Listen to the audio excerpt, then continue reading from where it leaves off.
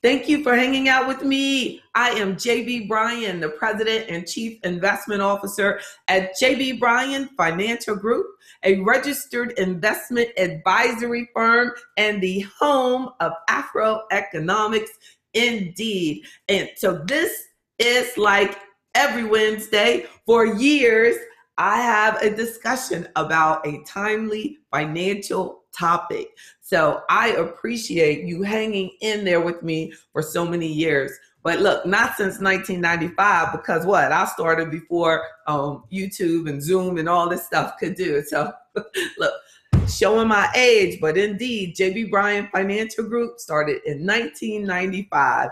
So that's why I have this entrepreneurship membership of AfroEconomics, because I don't want to die without leaving a legacy of entrepreneurs behind me. So let these 20 plus years work for you. Let me show you, let me share any insight. So that's what that does. That gives us some one-on-one time that we can talk about why and how you can build and enhance your business. So let's make it happen.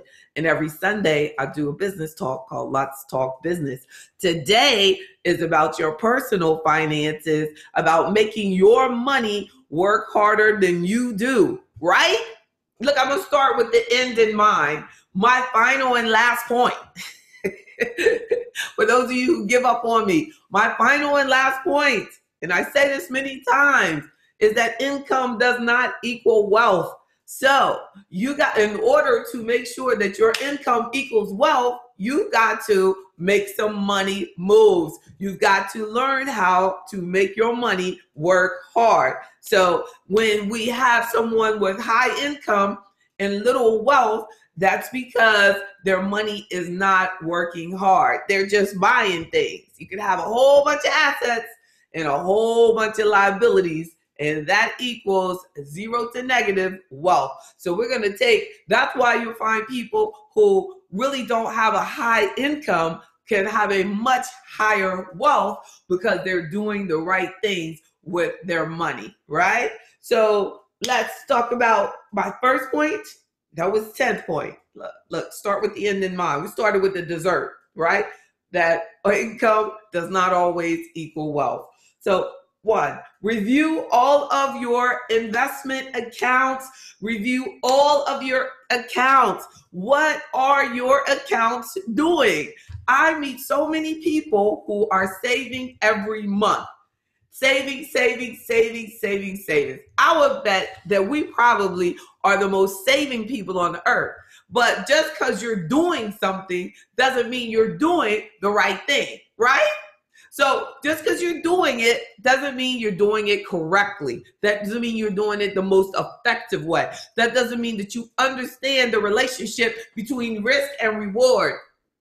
Doesn't mean you even understand what's going on at the bank.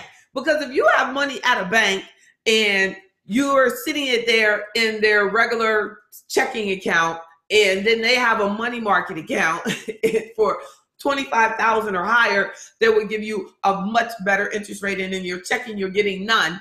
Do you really think that they're going to go out of their way to ask you to do something that's not going to benefit them?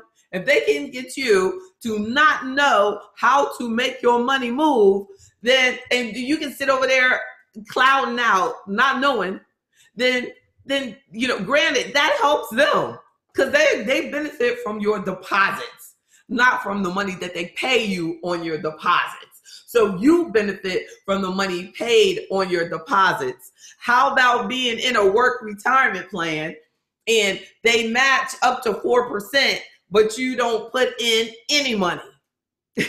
You're just, because you haven't even checked it out. And you said 5 years ago that you weren't going to be there but a year. And now it's 5 years have gone by. Or you've been a contractor for 10 years and you keep saying you're going to set up something. I'm going to call JB Bryan. I'm going to do it. And you never have. So that's about looking at everything that you're doing right now is the best way to start getting your money to work. You're working hard, but your money's doing nothing for you. It ain't supposed to be like that. You're working hard. You're going out there buying cars and all these clothes, looking all good, and those are doing nothing for you. You're not using your car to pick up Uber. You're not using your car to do deliveries. You're not using your car for anything. Matter of fact, you could have just taken a bus to work, because all you do is go to work, sit there for 8 hours, and then come back. It's not like you got to go around anywhere in between. So what are you doing with your money that you currently have? Be conscious of it. So be very conscious of what you're doing with your money. Who's benefiting from what you're doing? Are you benefiting from what you're doing? A second point is to develop more sources of income. Like, by using your money wisely, you can develop more sources of income. Yes, indeed, you can. And that's not by getting into one of these multi-level marketing things and putting up all this money, and the only way that you can make more money is by you having to recruit more people to make more money off what they might or may not do. There's other ways. You can actually create additional sources of income by the skills and the talents that you have. You can create your income without all your money having to go through somebody else's hands, and then regional and sub-regional and sub this and sub that, and my downline and my upline. You see how many people are touching your money? You can make you can develop additional sources of income without having to buy into anybody else's business. You don't have to. You don't have to. You can do this yourself. Do you have a camera? Do you have a phone? Take pictures for people. Use your camera. Use the camera on your phone. Some of these cameras on phones are very, very good. Can you edit pictures? Can you answer people's phones? What can you do to generate additional sources of income where money can come directly to you? And then you can look at make money while you sleep. That's my third point. I'm saying that now there is no, let's make this clear, like perfectly clear. There is no get rich quick. There isn't. It does not exist. Everybody who you think got rich overnight actually got rich over time by investing properly into an idea to create income. So when we take just what we have, like in my second point of creating additional sources of income, you can do that just by the stuff you have. You can generate extra income for the holidays by selling everything that you're not using from last Christmas. Most likely, you can just start selling other people's stuff. You can be doing garage sales every weekend. You can generate additional sources of income. Make your money work. So then you spend $50 on whatever to advertise your garage sale. You're using your money to generate additional sources of income. So when you're making money while you sleep, say you're doing your garage sale, but at the same time you develop an internet site that might cost you almost nothing to put up your pictures that you're already paying for. You're already paying for Wi-Fi. You're paying for these things. You spend that $10, $20 on getting that website. You put the pictures up there, and somebody buys that lamp that you're selling overnight in your sleep. I'm simplifying this, but people are making money off selling used things every day. Or you might have a book, or you might have a service that they bought overnight that they need you to come out and then fix their toilet the next day. But by you having that skill, that talent, that product, that idea, that's how you were able to generate that passive income, create that income that can be created overnight. But in order to have income while you sleep, you've got to put that investment up front. All this costs money. Everything. All this costs money. I had to do this. I had to pay all this forward. And one day I might be dead and gone, and somebody's still loving this video, and then it will benefit my legacy. But I had to put that up front. I had to use my money wisely. I ain't got to dance. I make money move. That's what we've got to do. We've got to make a commitment to make money work, not just buy things. Invest, not spending. And everything is an investment. Look, they teach girls, like, oh, you need, this purse is an investment. Like, what type of investment is that purse? Like, it was just such a poor use. They go, oh, that's an investment piece, when they want you to buy some extremely expensive piece of jewelry. Well, I guess it could be an investment piece if you're in the business of selling jewelry, but you better not pay that retail price for it. You better get that jewelry at wholesale somehow, or go out there and dig for diamonds or something. But, everything, be careful what you pay for things, because that's what makes your investment good or bad, right? It's not what you sell it for, it's what you bought it for that gives you that capital gain, that gives you that gain, that makes you money. That wealth is between what you bought it for and what it's worth today. Look at that. Look. You see that? Looks probably lipstick on my finger. So making money while you sleep is by you making proper investments up front. And then a fourth point I want to share is doing tax-efficient investing. Tax-efficient investing, that might mean, and it does mean, making sure that you participate in, as I mentioned, programs that allow you to defer your income. So by participating in that plan at work, that's a form of tax-efficient investing. But when you're talking to the wrong person, when they walk up to you and they're trying to convince you why you shouldn't do tax-efficient investing, and that why it should be over here with them, because you're going to have to pay taxes on that eventually.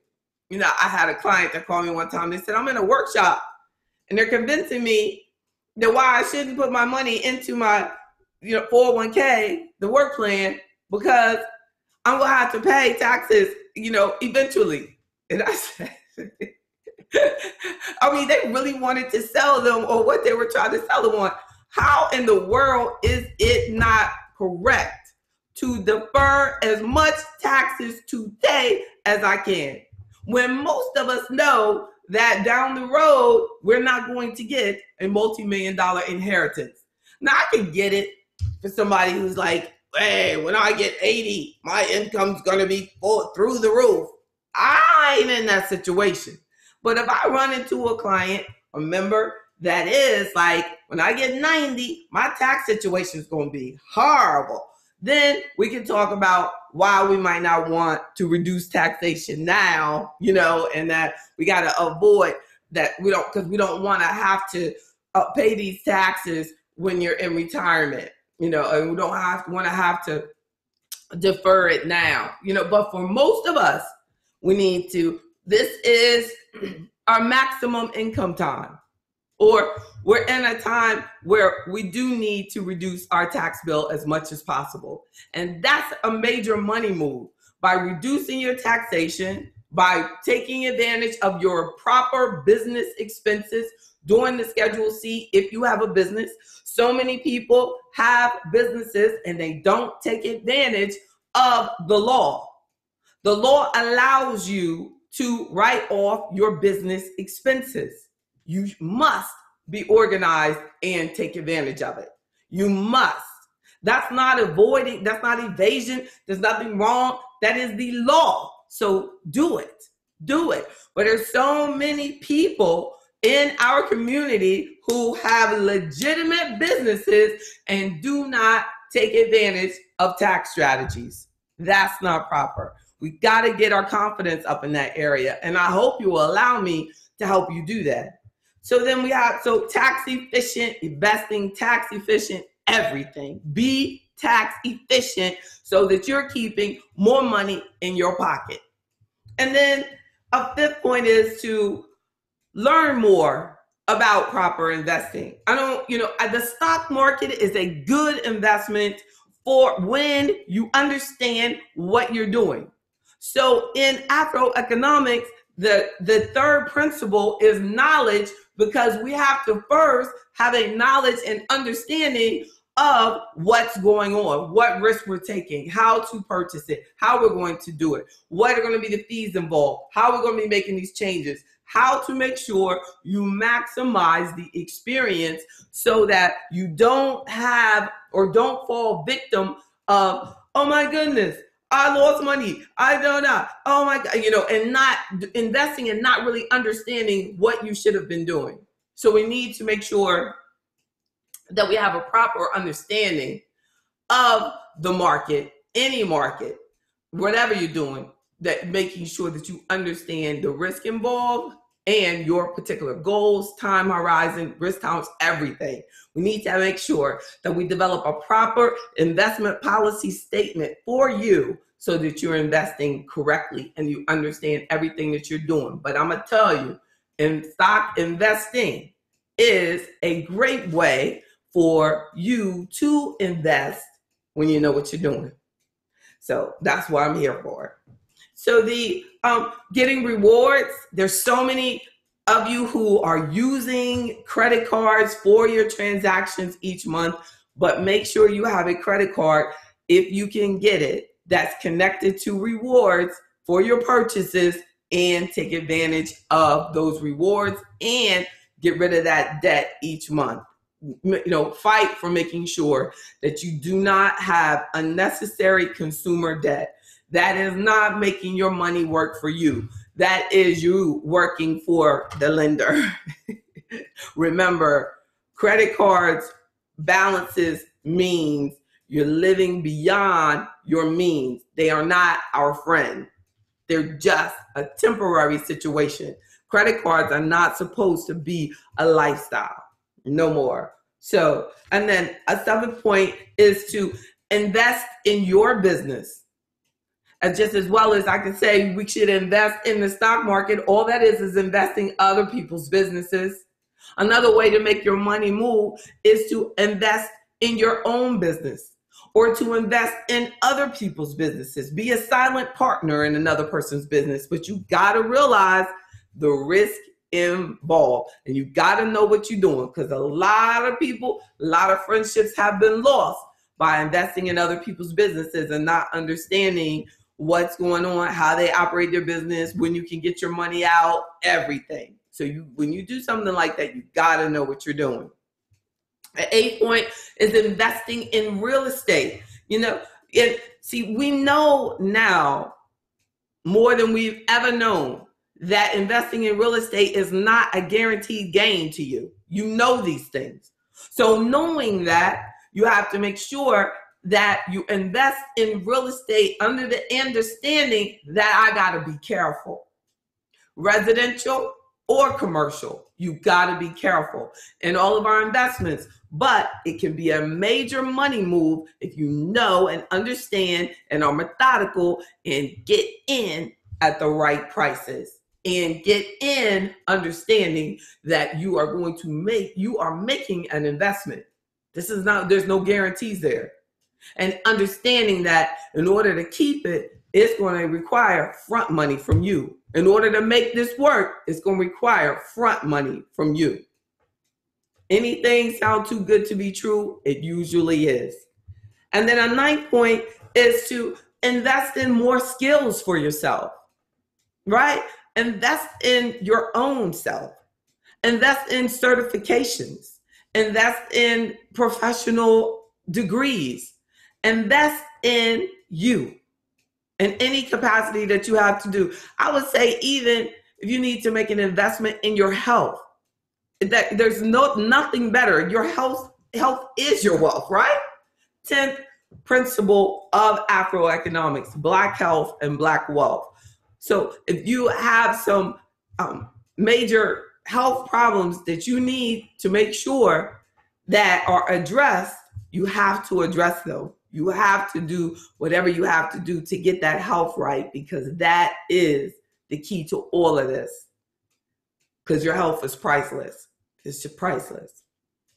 And then a final point, as what I started with, was what? Remember that income does not always equal wealth. We have to make our income work for us. We have to make that money move. We have to make it happen. Do you have any questions for me, those of you on the webinar, before I go? Yes, indeed. Y'all have been quiet, but quiet is good. That means you're like absorbing, like you are thinking about it. So in summation, you want to review everything that we're doing. Check out your statements, check out your returns, check out your fees, check out your expenses, check out everything that you have. They say Miss Edwards said Cardi B ain't got nothing on me, on JB Bryan. That's right. We'll show you the bottom of my shoes. So review everything that you got going on. Develop some sources of income. And I'm sorry, Miss Edwards is now Mrs. Poindexter. That's right. Because of AfroEconomics, she got married. That's why you never know who you will meet here. She's like, I did not meet my husband at AfroEconomics. Well, you never know. And you come to the Black Business Summit, you might meet your queen or your king. Yes, indeed. Develop more sources of income by using your money wisely, right? And there's no get rich quick. Develop more sources of income. Make money while you sleep is my third point. Be tax efficient in your investing, your spending, your everything. Be tax efficient. Plan now for your tax returns that we're filing in early 2018. Now is the time to attack what you can do to make sure that you're reducing your tax bill. Do it now.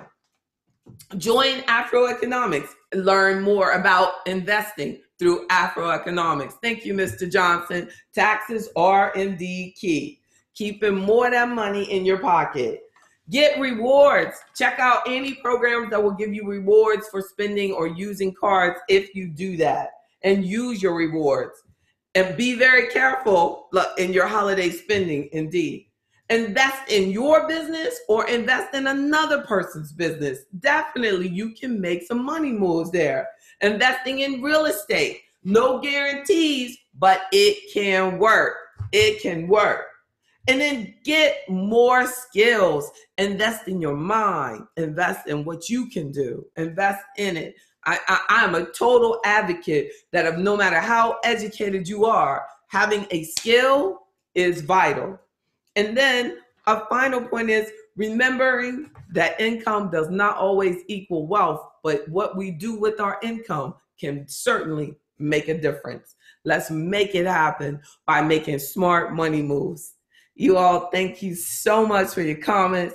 I thank y'all. And remember, Mr. Johnson said, taxes are key. And Cardi B ain't got nothing on JB Bryan like Miss Poindexter. You know, it's been heard. That's fact. Have a great day. God bless y'all. Talk to you soon.